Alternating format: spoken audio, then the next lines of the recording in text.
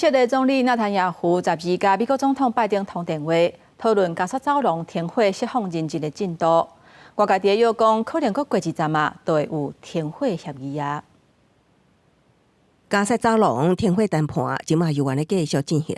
以色列总理纳坦雅胡甲美国总统拜登12通话，讨论加沙停火甲释放以色列人质的谈判进度。同一天，美国国安顾问苏利文伫接受 CNN 专访的时表示，拜登决心把握任期的每一天来完成协商，保证协议已经非常要紧。稽查通过重点线，外界拢咧要敢是最近就会当达成。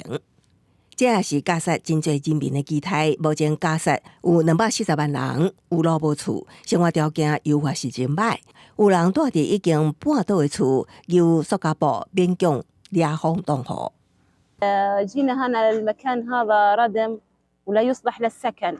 الحجاره بتقع عروسنا، يعني احنا خايفين على صغارنا، اي ردم اي بلوك يقع على راسه ويروح فيها، احنا قاعدين فيه واحنا خايفين. فحاليا هلقيت قاعدين فيه لانه فيش ايواء。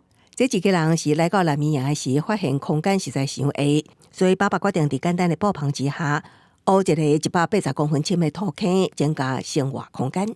في عندي خيارات افضل من كذا، ما بعيش في حفره او في جوره اشبه بالقبر.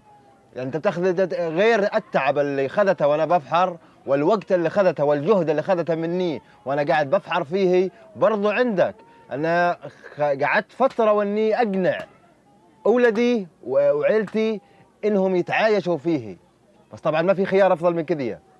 والحمد لله لو صار انفجار حوالي هني ولا هني وهالت التربة، بدل ما تصير ماء ولا يصير قبر لي。以下战争已经继续15个月，巴勒斯坦官方统计造成至少46000人死亡。战火什么时阵才会停？互人民哮喘，各界期待最近会有答案。公视新闻由派准编译。